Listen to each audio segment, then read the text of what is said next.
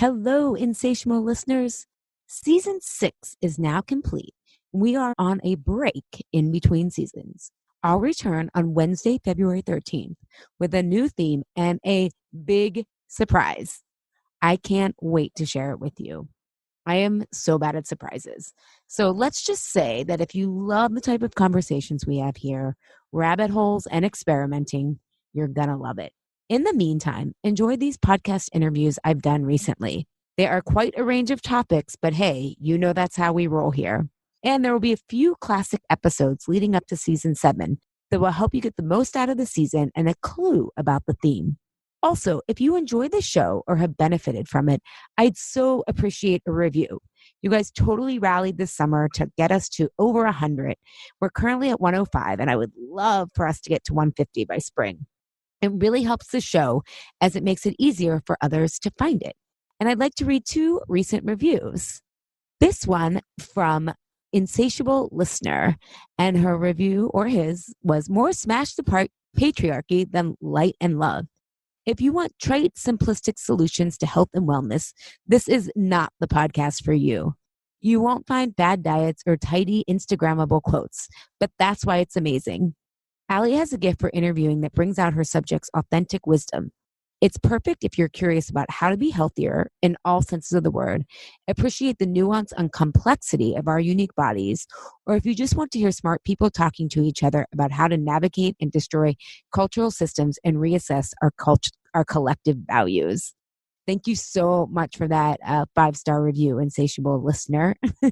Love that you're into reassessing our collective values. And another one that I'll share from Design Lover 757997. Nuanced, Smart, and Sassy Too is the title of her 5-star review. She says, I'm exhausted of the constant unhealthy messages that barrage us everywhere from Instagram feeds. Seriously, those people with the super round butts, they don't tell you it's implants. To our diet culture in general. Insatiable is my personal weapon of resistance against those messages. It's balanced, intelligent, and Allie, the host of the podcast, brings in some of the most interesting people I've heard in podcast interviews.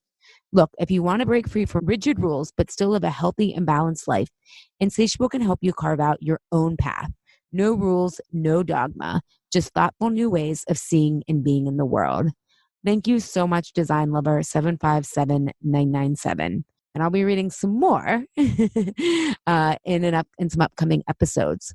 If you have time or, again, have benefited from the podcast, here's how you can leave a review. You launch Apple's podcast app. You tap the search tab, and you enter the name of the podcast you want to rate or review, in this case, Insatiable. Tap the blue search key at the bottom right. Tap the album art for the podcast. Tap the reviews tab, and then tap write a review at the bottom. And if you don't have time for that, if you could just rate it, how many stars you would rate it. That is also super helpful as well. And thank you for being a listener. Having stimulating conversations is what I most treasure in my life. And I get to have them here. And then with you on Instagram, where I connect with so many of you through your emails and also with our guests. It's a joy I cherish deeply. Look forward to seeing you back here in a couple of weeks for new episodes on Wednesday, February 13th. And in the meantime, enjoy these recent interviews and classic episodes. You know, battling food in your body doesn't work. You want to love and accept yourself. And because you're insatiable, you want results too. And wouldn't you know, you bring the same intensity to your life, wanting to maximize your time, potential, and experiences you have here on this beautiful and wondrous planet Earth. Fair warning, it will be a roller coaster, but for those insatiable, that's your prime time to thrive. We're here to say yes to the hunger of wanting it all. I'm your co-host, Allie Shapiro, a health coach who helps people end the losing battle of dieting and find a truce with food. And I'm Juliette Berg, nutritionist, fitness expert, and the co-owner of Unite Fitness Studio franchise. Welcome to episode 2, Always Hungry, Never Full. When you think of the word full, you think of feeling satiated and satisfied. But what if you never experienced this? Do you feel somehow disconnected from the feeling of fullness? Are you always hungry and craving more? Do you envy those people who can put the fork down? In today's podcast, Allie and I are going to do a deep dive into the real reason why you're always hungry and never full. Today, we're going to discuss different physical hungers. Yes, there's different kinds, and the way your body shows you it's hungry, and then why you eat bigger portions than you need. So, Juliet, how you doing today? I'm good. This is a really loaded topic, Allie. Oh my God, I know. And I feel like a curmudgeon health coach because some people are like, it doesn't matter what you eat. It's about loving your body. And I'm like, loving your body is finding the right foods for it. And your hunger, not that people are saying your hunger doesn't matter, but what we're going to talk about today is blood sugar. It's like so unsexy. People think only diabetics need to worry about it, even though 50% of Americans are pre-diabetic. But beyond like the medical issues, it influences your hunger and your cravings every day. Oh, 100%. Can I just tell you that I'm always hungry? No, but I mean, it's different for everybody, right? Well, we're going to get into that. You have to start to pay attention to your hunger and not ignore it. And you might even not realize that you are ignoring it. Yeah. Growing up, my parents, it's funny understanding blood sugar and what foods work best for you now, but they used to say, oh my God, like a couple years ago, my mom said to me, oh, we now understood when you got crabby, it was because like you needed protein. And so it's like this big joke of Carlos and I are like, irritable because we're hungry or whatever. I'm like, someone needs protein, 100%. I was a huge asshole as a child because of this.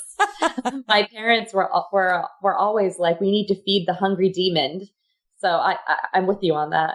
Yeah. And I often talk about clients, like, if they need certain types of proteins and, and everything. And some people's like, well, I just, or something like they don't want to, like when we start getting them to eat breakfast, they're like, well, now I'm hungry at lunchtime versus I used to not be hungry. And I'm like, you want to be hungry. Like that's a sign that your metabolism is working. And so I think there's this total confusion about what is healthy, what isn't. And so let's kind of talk about like satisfied. Like what do we even mean when someone should what is a healthy satisfaction? Like how do you define that, Juliet? Yeah, I think that I define it differently than I used to, but I think that most people define it as, feeling full, feeling satiated, like they don't need to eat anymore. That, they're at their limit in a comfortable way versus feeling uncomfortable, heavy, tired, like food coma feeling. For me, I kind of equate it to if I can work out, let's say an hour and a half post meal, that means that I ate something that was light enough and satisfying, especially, and if I'm not having any cravings, after I'm done eating, that's how I satisfy my own hunger. That's how I know when I'm satisfied, is if I can use that food for fuel. Yeah. So question with that connection, right? Because it's kind of, I mean, we talked about in episode 1, this intuitive knowing and intuition being about patterns. And so you have to like play around with this, especially as you're starting to reorient what works for you. Are you intuitively able to know if what you're eating will help fuel you through your workout? Not just if you feel light enough to get to the work, to feel like you'll want to work out, but are you able to gauge if it'll get you through the workout? Yes, I think there's an intuitive part of that, but there's also that I've been doing this for enough time that I know what my body responds to. And so I have experimented enough with different foods and snacks to know what my, not just like 1 or 2 go-tos are, but over the years, I could probably give you 25 things that I could eat that would be great for me to go work out and not bonk in the middle of a workout. So it's intuition and knowing what kind of foods work for my body, but it's also just like having memorized all of that over the years too. Well, right. And I guess I wasn't being clear. That's what I was saying, is that like your intuitive knowing is based on patterns. And I think some people think like, oh, I could never do that, right? Like it's almost as if like you either know what works for you or don't, but when really it takes a lot of experimenting. Oh, for sure. I mean, with clients, especially getting them to eat before I work out, early in the morning, because that question I always get is, should I be eating before I work out, even if I'm waking up at 5 a.m. and going for, a run at 5:30 in the morning. And then, a lot of people are, oh, I can't eat. I'll get sick to my stomach. And it's like, well, you have to really try to experiment with food. You can't just automatically off the bat say, oh no, that won't work for me. You don't really know unless you start trying and experimenting. Yeah, I think a tip for everyone is question your own patterns in the beginning, what you think you know about your hunger, right? And be willing to begin. What is it? The Buddhists that call it beginner mind, Inner mindset. Yeah. Yeah, or maybe more commonly, the updated version is the overwhelmed mindset. We've taken not knowing as a bad thing now. So, what is it for you? How do you know when you're full or satisfied from food? Yeah. And it's funny. I don't even check in with my stomach anymore because I mean, I used to, when I was struggling with irritable bowel syndrome, like I had to be really careful of what would cause me to be bloated or if I was eating too much because the heartburn and the effects would be awful. But now the litmus test I use is like, will I be able to resume work or be invigorated by the next person, like the next thing I have to do, like if I'm going to meet someone. And so if I feel like energy is a really big thing for me right now is if I feel like, oh my God, it's going to feel like a drag, right? It's always like, I joke with my clients, like my litmus test is Allie, is this inspired Allie or tired Allie? Often when I'm making plans, but it also goes for kind of, is this extra going to make me feel more sluggish and not light on my feet, or not feeling creative? So I really tie it to if I'll be able to work and whatever that means and be excited and energized by the work rather than feeling like I just need to take a nap. Yeah. And all the things that Ali and I are saying are good things for, our listeners to pay attention to. Are you feeling exhausted after you're eating? Are you feeling light and energized? Do you think that you could exercise an hour and a half later? These are just good things to kind of just ask yourself questions, to question your own satisfaction with your food and how your food is digesting and making you feel. Yeah. And I think the important part, and I'm so glad you mentioned that, is because we've often normalized feeling really bad. And so I think talking about ways that hunger shows up that people then attribute to them being bad eaters or loving food is really important. But yeah, there can be really positive questions that you ask yourself rather than, why am I bad? Why am I craving this? And we're going to talk about how that's actually a sign your body's hungry. But yeah, thinking about the positive things you can do when you nourish yourself, I think is often actually what makes people change, right? We often have these long-term goals like weight loss or getting toned. But what really keeps us motivated is feeling gradually better each day. So that's an important point I want to make.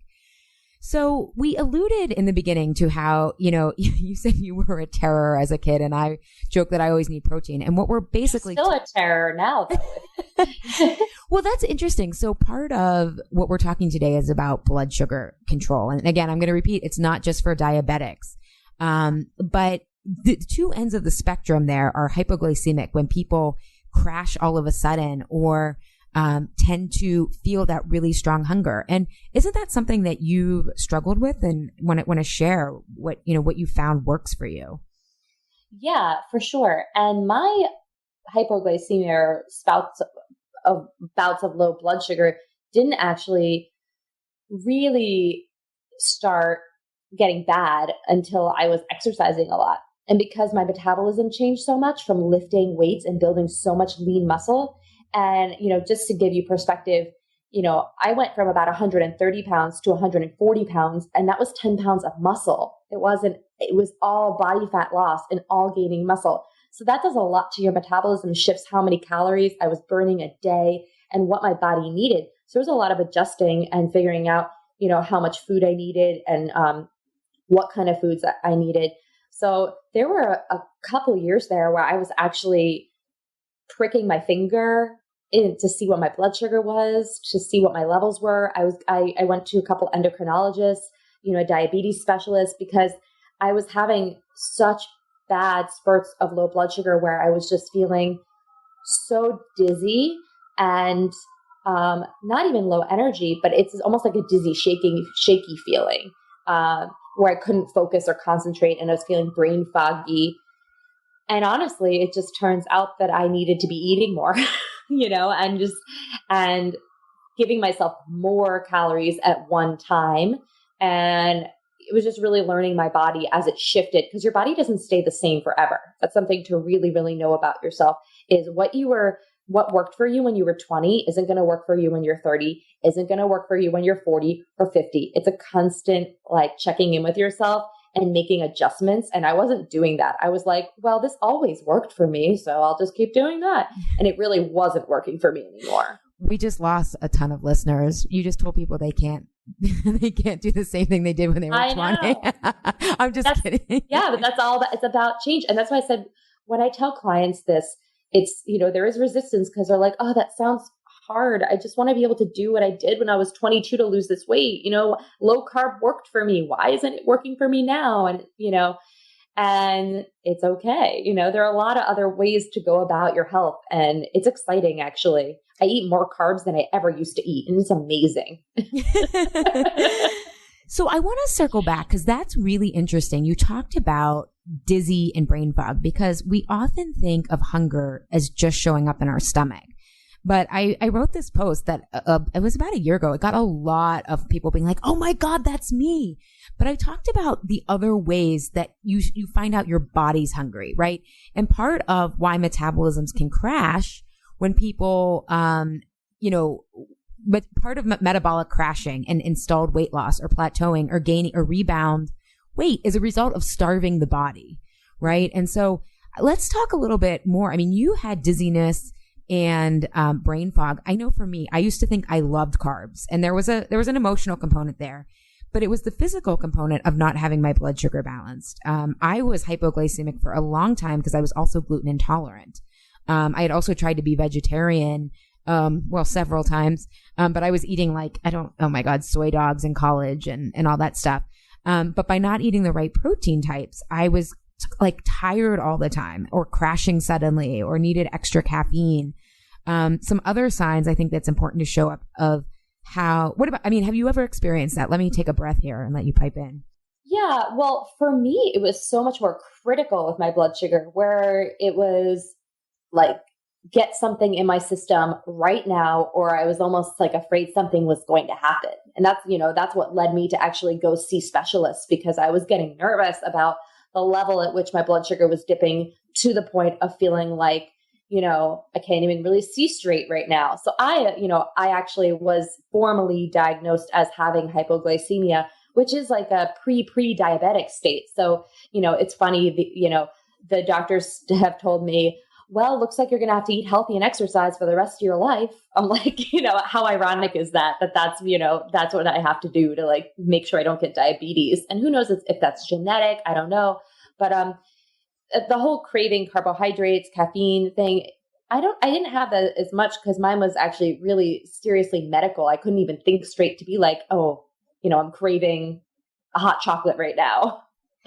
Yeah, I think we should probably just back up for a minute and explain what blood sugar is, because again, it's an unconscious process, right? Your body's doing it without any input from you. And I always, give the analogy of, I use a roller coaster, but I think for our purposes today, when talking about thinking of an IV drip. So your blood sugar is basically the energy drip, that keeps you energized during the day. So oftentimes why we're talking about craving carbs or craving caffeine, or it showed up for Juliet as brain fog or dizziness, was the body didn't have enough energy. So if you think of an IV drip, and your blood sugar is regulated. This is where it gets a little complicated. It's not big if you're eating carbs or not. It's about how many carbs you're eating in relation to how much fat and protein you eat with those carbs. So often people will, if someone eats a high carbohydrate breakfast in the morning, like a traditional cereal, even those quote unquote health food cereals, it's like having an IV drip and opening that up and the whole thing just flooding your body right away. And you get energized and you feel, a lot of my clients use the word geared up and ready to go for 2 hours. But then they arrive at lunch wanting a sandwich or wanting potato chips, or they say, I want, or in my clients' words, they don't want the healthy choice. Yeah. But really, if you would have had, if people eat the right combination of fats, proteins, and carbs for them, then that IV drip is much more consistent. It's a slow drip. And then you don't get what, is popularly known as hangry, or you avoid the symptoms of hypoglycemia or insulin resistance, which is the other side of that. But I think so I just want to define that for people, because they often, one of the biggest, relief clients have is when they're done working with me, they understand that process and how to negotiate the right amount of fats and carbs and proteins. And to your point, they're like, oh my God, I actually need carbs, especially at lunch. Otherwise I crash in the afternoon. It's like so fun to know that healthy carbohydrates don't have to be, forbidden. Giving people the permission to not only eat more, but eat more carbs is one of my favorite, most joyful things to do with a client. And they look at me like I'm like nuts. They're like, no, I think I need to see someone else. I'm like, no, I actually do have knowledge. I promise you, I'm telling you the right information. But, in my field, in the fitness world, we call it macronutrients. And a lot of plans now are all about, does it fit your macros? There's a website called If It Fits Your Macros, and bodybuilders, fitness competitors. This is something that they've been doing for years in order to obtain that physique, which is, to them, their perfect physique. But it's about their macronutrient balance and making sure the blood sugar is stable, honestly, because when your blood sugar is stabilized, your body's in a fat burning mode instead of a fat storing mode. Ooh, we're going to talk coming up here in like the next 10, 15 minutes about how often to eat, because I want to bring that back up, because I am so curious what you think about how often, because I have my own opinions, but part of my recommendation is around, when you keep your blood sugar stable, you dip into fat reserve. So it's good to hear that you say that too. A couple other things I just want to point out to people, about some other ways that hunger shows up in their body. If you're getting headaches a lot, if you're crashing at 3:00, in the afternoon, and you feel like you just need a pick me up, and you want to blame it on, not enough sleep or whatever, that could be true. And usually people's blood sugar are crashing. I love how you said that's your favorite thing to do, to tell people that they can eat carbs. I had a client I was working with, and I help my clients see if they're a fast or slow burner. Basically, do they do better on a more animal protein diet, or do they do better on a more lighter protein diet like quinoa, carbohydrates? And this client was a fast burner. Like, she definitely needed animal protein at lunch. And I said to her, you need, like, throw some quinoa or rice on there. Like, you need some carbohydrates at lunch as well.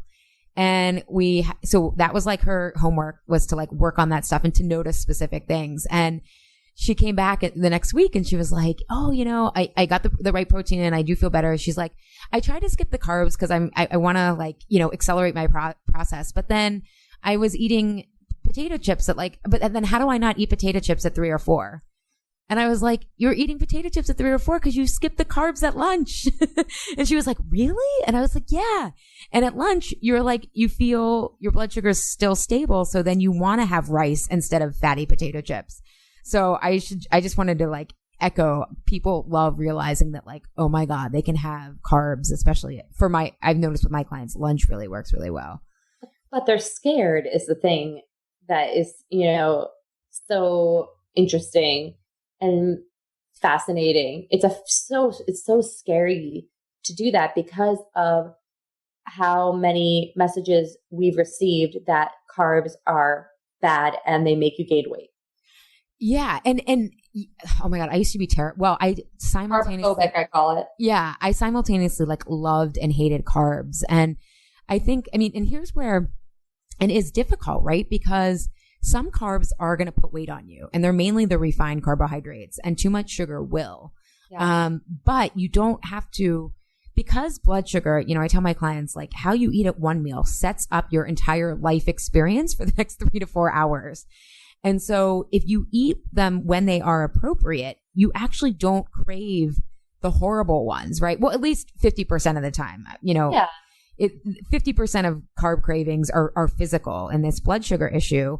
but the other half are emotional. But you often can have the energy to deal with the emotions if your blood sugar is balanced. So yeah, it's, people, and I think people get confused too. We'll have to do a whole thing on carbs, because what's a good carb? What's a bad carb? And to your point, macronutrients, in the world of fitness or nutrition, they divide them by fat, protein, and carbs. Yet, if you take something like vegetables, which are considered a carb, they do have protein in them. Or you take animal meat, which is considered a protein, but if it's healthy, well-raised meat, it has a large percentage of fat in it. So it can be really, really confusing. So we'll have to do a whole other episode on that. So if you have any questions specifically you want us to answer, definitely reach out to us and let us know. Yeah. And then I just wanted to point out one more thing, because, you have your day-to-day experience of ways that hunger shows up beyond your stomach. But long-term, there's very serious issues like PMS. A lot of clients are like, oh my God, I can be good. And then it's like my PMS symptoms are 2 weeks. Underlying that is blood sugar deregulation. It's often from going, extremes in dieting, bad and good, bad and good. It's from cutting out carbs completely, often. And then other hormonal issues like polycystic ovarian syndrome, endometriosis, hypothyroidism. Those are also signs that you've got to pay attention to your blood sugar. So I just wanted to point that out, because those all influence our hunger, but it's also the way that you're seeing that your body is starving, or it's not being paced well, right? It's all about the pacing. For sure. So let's get to that question, because I hear this so often. In fact, I just had a client, I just started with her, and she was like, okay, she's still in a good bad mindset, which many are. It takes a long time to get out of that. But I was telling her that, we want to work up to, we have to see what works for her right now, but we want to work up to 3 meals a day. And she said, oh my God, I've been told by everybody else I should be eating 6 to 7 small meals a day. And she's like, so you're telling, and I was like, whoa, let's talk about why I'm recommending this, because I don't want to be another like I'm being good or bad metric for you. Yeah. So tell me what your opinion is. And then because I believe that we have to work up to 3 meals a day. Sometimes people still need snacks based on, the resiliency of their blood sugar. But I'd love to hear, and that's for weight loss too. I don't work with people who are like training for, you train people, a lot of like athletes and stuff like that. So this is for people who are looking to lose weight and improve their health. Yeah. So I have the perspective that there isn't any right or wrong way. I really do think that you have to pay attention to your blood sugar reserves, your body. And do I think that healing your blood sugar could mean that you could eat only 3 times a day and feel satisfied and full in between the meals? I do. I think you have to really pay attention, though, to what foods you're eating and make sure that they have the really right macronutrient ratio, have enough fat in each meal so that you can hold yourself over, because those, fat and protein are going to be what satiate you the longest. I don't think it's ideal. It's in an ideal, not an ideal, what's the word I'm looking for? I don't think that many people can do that. I think in an ideal world they could, but it's not an ideal world that most of us live in, as far as how much we have on our plate, how much we're running around, how little sleep people are really getting. I think that in an ideal world where you're getting 8 hours of sleep and you're getting to work at 9 and your lunch is at 12 or 1 and your dinner is 5 or 6 and then you go to bed 9 or 10, then yes, you can totally eat 3 meals a day, and that should be healthy, satisfying, and plenty for you. But most of us are up at 5, 6 in the morning. We're walking our dogs. We're trying to maybe get a workout in. We're going to work. We have a lot on our plate. We're having breakfast, and then we are feeling maybe a little hungry in between, lunch. So we need to have something to hold us over. And then, lunch is noon. Dinner might not be until 8 o'clock at night. So that's so long for people to be going. So they have to have something other in the middle of the day. Otherwise, they get to dinner and they're ready to eat the handle off the fridge, and they just start going crazy and eating, whatever snacks they have, while they're trying to cook their meal, or, whatever you may have it. So I think that in an ideal world, yes, three times, but it's not an ideal world that we live in. So I work mainly with my clients on what their lifestyle is. And I think it's totally fine to eat 4, 5, 6. I have people eating 8 times a day. I mean, and they're getting great results. So it's totally dependent on the person and the lifestyle. Yeah, I mean, I in my Curb Your Afternoon Cravings program, I have a whole module on what I call harmonizing, right? Like harmony is this idea of like meeting your body where it is that day. And yeah, if you don't get enough sleep, like your ghrelin and leptin hormones are all over the place. So you're going to be hungrier. Or, I have a lot of clients who they start to realize like, oh, wow, on the weekends, like a couple tablespoons of nut butter and an apple will work for them versus the days where they're working, they need like an omelet. Right. So I totally hear that, but I'm going to push back on you a little bit of this, and maybe because I work with a lot of people who also have GI issues. Yeah. But I feel, and here's what my clients find first is that, yeah, I totally believe in the afternoon snack if someone is going to be eating dinner really late and all of that kind of stuff, because you don't want to end up hangry because you'll make worse choices. And I totally agree that it's about eating the right macronutrients at breakfast, lunch, and dinner. But I think eating 6 or 8 times a day, the reason I don't probably think that works for most people in the long run is that you're now thinking about 8 meals that you have to plan and prepare. Because I find that my clients find it a huge relief. When I just had a client, and she was like, swore she was a snacker. She's like, no, I've never not been able to not snack. And I taught her how to balance the right macronutrients. And she's like, oh, this is amazing. Like, I only need 3 meals. Like, yeah, if she needs something in the afternoon, sure. But I also feel like that's hard on your digestive system to never give it a break. And digestion is so energy intensive that the energy then that they need for like thinking and life gets diverted into digestion, and the body never gets a break. Yeah, I can totally see your point. And I actually do agree with that. I think it's all about what you're eating though, for how your digestion is going to be working. When I'm talking about eating that many times a day, people aren't eating big meals, big snacks when they're doing this, especially for people who are athletes. They are eating to fuel themselves for their training and pre and post training. So, and they're not eating a lot at once where they're going to feel weighed down or they can't focus or think. So it's all about how much you're eating too. Yeah. So this is just shocking to me because I don't even know how you would eat 8 times a day, but people who train, I mean, I would think they're training most of the time. Are they like, what are they? I'm just curious. Like, are they eating while they're training? Sometimes. If you ever see somebody doing some sort of distance race, an endurance ride or a run or triathlon, you see them eating while they're actually working out. Otherwise their blood sugar drops. So you have to actually keep your glycogen up. So people do eat while they're moving. Okay, so for those of us who are just trying to be active during the day, hand raised. Here's the thing, Allie. And I'm sure that, a lot of our listeners fall into this because it's so trending right now with people in physical activity.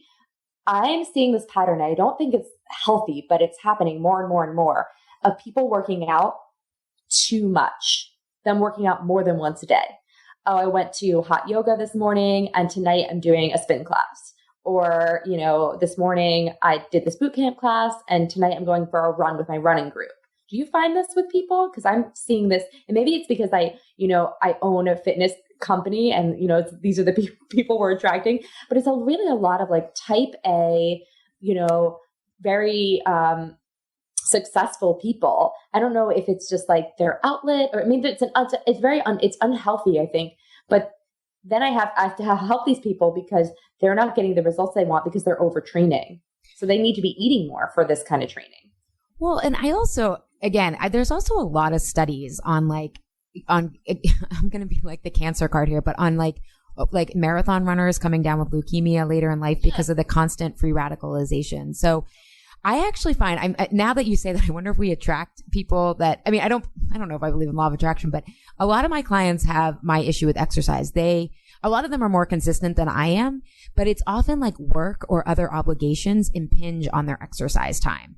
So I always work with like them finding something enjoyable, especially as they're starting off. Like I share, like right now I'm working on exercise, and just in like October, November, and December, my whole goal was just to make sure I worked out in any shape or form for 5 days a week. And I accomplished that the whole time except for 1 week each month. I was sick, travel, whatever.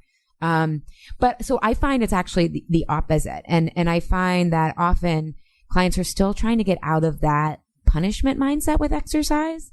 Because in the I explained to them in the research that, the research shows that people who do overtrain, or I shouldn't say overtrain, but people who exercise tend to underestimate how much they burn, and then they reward themselves with food, and they overestimate how much they burn on the treadmill, and they underestimate how much they're eating.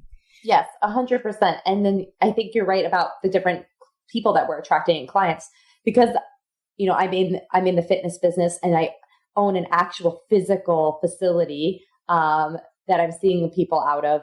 Those are the clients that are coming to me mostly for more sports nutrition. They're coming to me really to lose weight or to work on their relationship with food. But at the end of the day, I'm like, if you're going to be working out like this, I'm going to be making you a sports nutrition plan, because you are working out like an athlete. You're training this much or this intensity. So there's two different spectrums of clientele here, and in listeners, I think it's great to, see both ends of the spectrum, where it's someone who's having trouble maybe finding the time to exercise, or doesn't like it, or is feeling, like you said, it's almost like punishment, versus, like, not to say my people, but, the people who are like, I want to exercise all the time. I love it, Yeah. Oh my God, I'm going to come over and rub their head. Yeah. And I mean, and still too, I mean, what's interesting though, and, coming back to the research that I read, is that, and they said though that isn't this a sexy marketing term? Incidental movement, which is just being active during the day, is actually more beneficial for your health and weight loss than, I mean, your people, oh my God, I sound like a really bad politician right now. That's what Ross Perot, remember, he lost the election. He's like, you people, which was a completely different context. Oh my God, I'm totally blanking now. Oh, but the people that you work with, it is such an outlet for them. And it's part of their identity. So much of this is about our identity. I don't see myself as athletic. I don't see myself, or some of my clients, they do have the issue with working out where they will log onto a treadmill even when they're traveling. And if I'm trying to be like, oh, you try some hot yoga or whatever, because their lives are so stressful, they feel like it doesn't count. Yeah. That's definitely my clients. I would say 99% of them. Yeah. So I get some of those people as well. I think, to your point, they're all type A, and it's just a matter of how it plays out in their life. For sure. But yeah, so I guess when it comes down to how often to eat. But so I think if you're more of my speed, where you're trying to stay active and it's, you try to do it, I still think now, and again, I said working up to, if in the afternoon you feel hungry, tell my clients you should never ignore that. That is always something to pay attention to. It's just really important. You brought up a really great point about, fat and knowing if you need more fat or protein, because if it's blood sugar hunger, it tends to be more of a carb craving. Versus, and that's how you're not eating the right foods for you, versus if it's actual hunger, you may need to be working on the resilience of your blood sugar, and need a meal, or need a snack, and that's fine. I think 2 tips, and you can tell me if you found this too, but I find that if people are still hungry after their meals, often they need more protein. And if they're craving carbs, like they need something sweet or they want potato chips, they often need more fat. How about you? Have you seen any similar trends, or anything more to add, or something different? No, I definitely agree with that. And I think just to wrap up and summarize how much people need to be eating, or how often, rather, I think that it is just all dependent on where you are. And I was going to say that there are no hard set rules to this. I think Allie and I are going to talk about that a lot with you guys, that there's no hard set rules. And especially if you're somebody who has dieted over and over again, you've been a yo-yo dieter, the last thing we would want is for you to feel like, oh, I have to eat 3 times a day now, and then feel like you're being controlled by that, like, oh, I can only eat at lunch and I can only eat at dinner, I can't have anything else. That's totally not what it's about.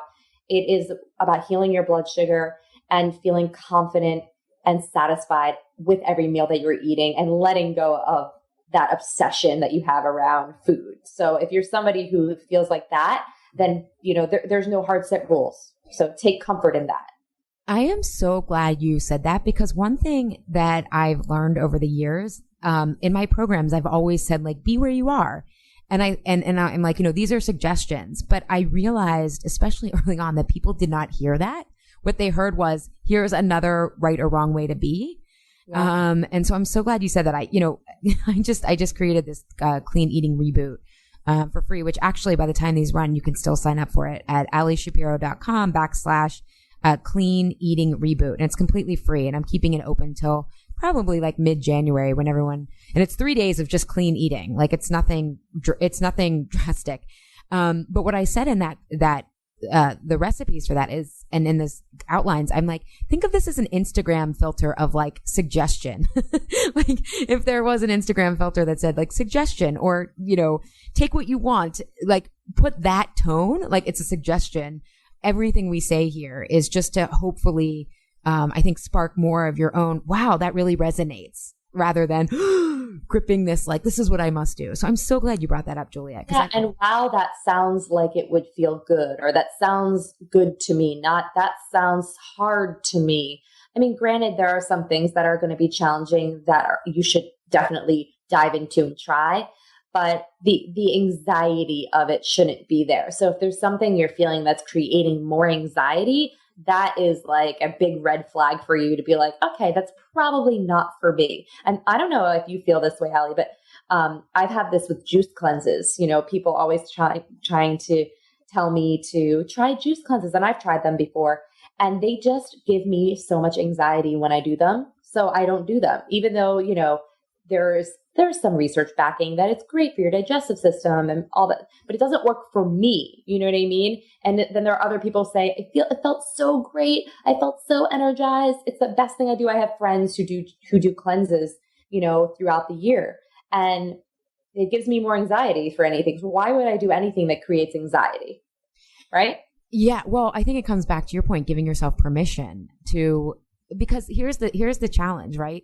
When we're in a story that we have to battle our body, anytime we feel like, we think if we have to gear up for something, or it's right, you're nervous when you go into battle, right? Yeah. We often think if we're nervous or we have to gear up, that we're on the right track.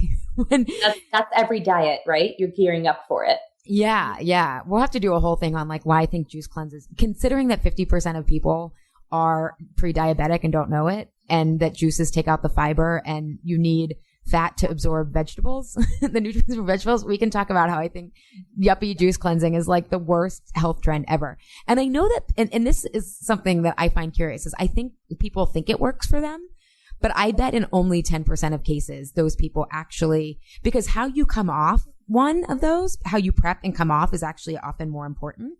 Right? Because if you're like only doing juicing and then you're starving, like I remember trying the Master Cleanse back in like college or something, and I could only last 4 days because I had hypoglycemia at the time.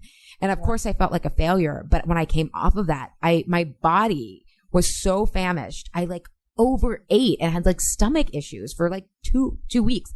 And I actually had a client I worked with years ago who did one of the blueprint cleanses, and it triggered something in her digestive system. And she even like emailed them and said like, what is in this? Like I've had major problems since, and they never got back to her. So it's kind of another issue, but maybe it does work for some people who have no stress, a trust fund, and live in Tahiti. Yeah. Right. And if they're excited about doing it and it feels great for them, more power to you. But for majority of my clients, it's so stressful to do one of those things. And it's just them trying to get a quick fix. It's not about health. It's about losing pounds. And we know that weight loss is so easy, right? Well, anyone can lose weight for like a week. That's what I mean. It's like, I could stop drinking water for the next 24 hours. I would be a lot lighter tomorrow when I step on that scale. So it's really, we talk about losing weight. It's really, I never even say weight loss with my clients. I say fat loss. You say fat. We're going to lose fat and not weight. Right? You can lose weight. Anybody can do that. That's a really great distinction. Yeah. And I think just adding to that, being really honest if you're excited to try something, or is it more that everyone's doing it, or that you feel a lot of people go on juice cleanses after they get on the scale and it's like shame motivating them, and they confuse shame with motivation. So I always say, does it feel inspiring? Not motivating, because motivation is usually fraught with stress. But yeah, if people genuinely feel excited to do a juice cleanse, yeah, go for it. Mm-hmm. So we talked about, satiation, how hunger shows up beyond your stomach. But then also you kicked it off with talking about, feeling full but not stuffed. And I want to just dip our toe into, why do people go beyond this?